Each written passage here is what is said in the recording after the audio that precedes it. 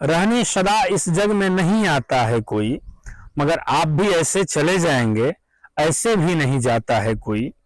नमस्ते, मेरा नाम सुधांशु है और आप वंदे भारत समाचार का आभासी पटल देख रहे हैं।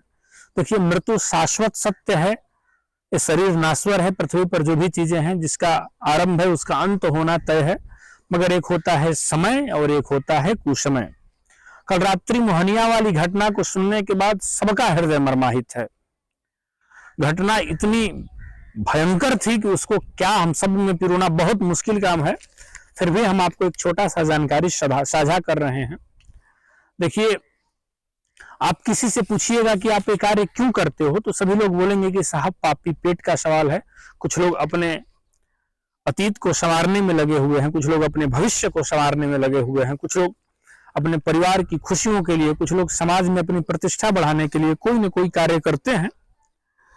और रुपए कमाने के लिए इंसान बेवश होता है, मगर इसी रुपए कमाने की भागदौड़ में कभी कभी काल अपने गाल में इंसान को समा लेता है और उसके बाद देखने को मिलता है चीख, देखने को मिलता है रोना, देखने को मिलता है चारों तरफ चीख पुकार। इसी की एक कहानी आपको बता रहे हैं। कहानी बक्सर से है, बक्सर से जुड़ी हुई है। बिहार के बक्सर जिला के घेवरिया के रहने वाले छोटू पांडे पिता विजय शंकर पांडे ये भोजपुरी के सुप्रसिद्ध कलाकार हैं और सुप्रसिद्ध इतना कि स्टेज शो के माने में जाने जाते थे। यह एक किसी तिलकोत्सव में अपनी कला बिखेरने के लिए जा रहे थे। सासाराम से चले थे और वहां पे जाना था। वो तिलकोत्सव में इनके अतिरिक्त और कलाकार आ रहे थे, जैसे अजीत आनंद हो गए, ओम प्रकाश यादव जो बिरहा जगत के सम्राट कहे जाते हैं, ओम प्रकाश यादव भी वहां पर आने वाले थे।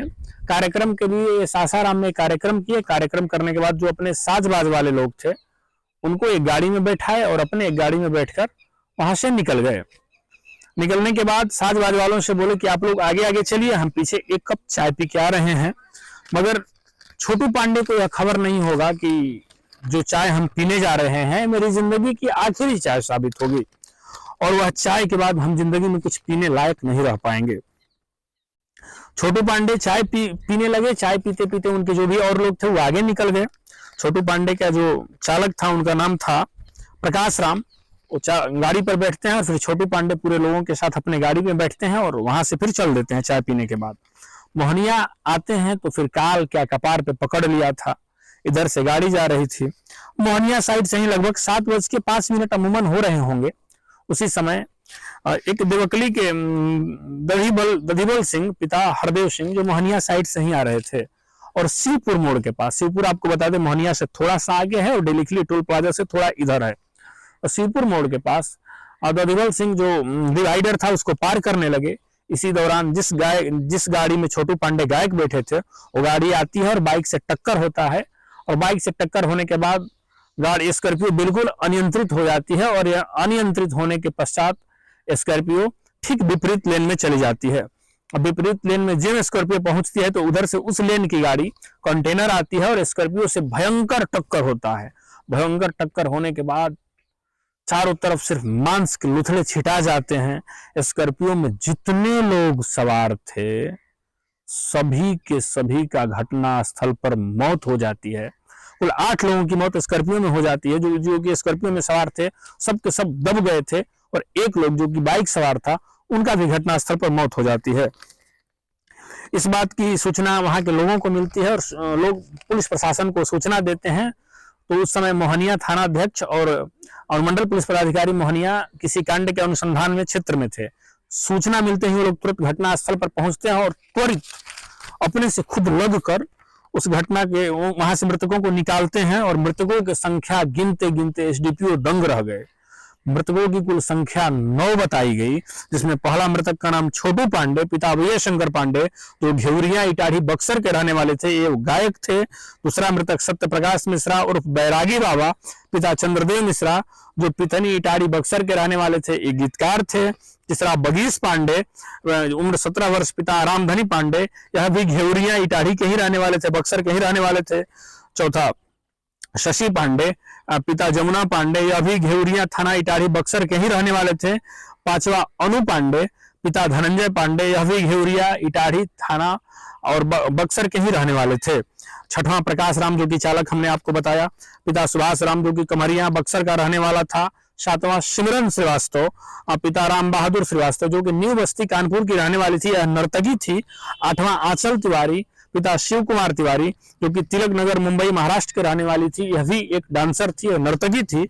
और नौवां वही दधी बली सिंह जो बाइक सवार थे, पिता हरदेव सिंह जो कि देवकली मोहनिया के रहने वाले थे। 9 लोगों के शव को एसडीपीओ और थानाध्यक्ष वहां से किसी तरह निकाले और निकालने के बाद 2 एम्बुलेंस में 9 शव को भरकर सदर अस्पताल भभुआ भेज दिए।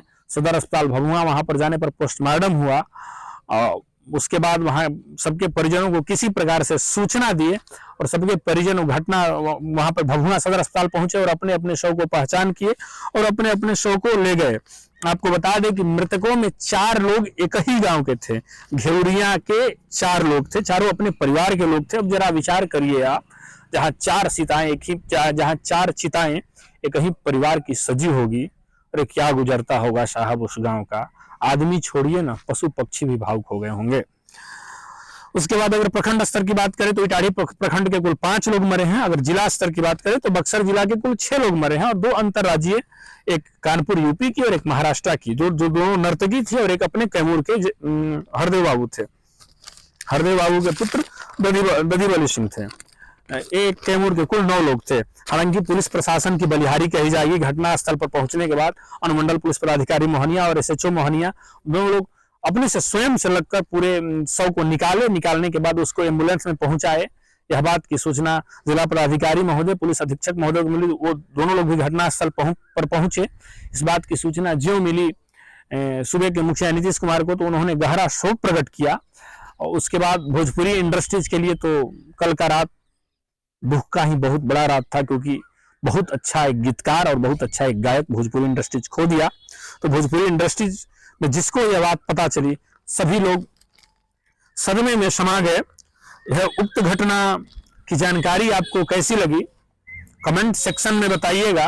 बाकी हम भी आपसे निवेदन करेंगे, सरकार जिंदगी बहुत बड़ी है, आप लोग भी सिस्टम से गाड़ी चलाएं। जो प्रशासन द्वारा रूल दिया गया है उसको फॉलो करें। बाकी काल को तो कोई रोक नहीं सकता है। भगवान उस परिवार को सहानुभूति दें, वो लोग इस दुख की घड़ी में उन लोगों के साथ खड़े रहें। बाकी आप लोग कमेंट सेक्शन में बताइएगा। मेरा नाम सुधांशु है। खबर कैसा लगा? आप वंदे भारत समाचार देख रहे हैं। नमस्ते।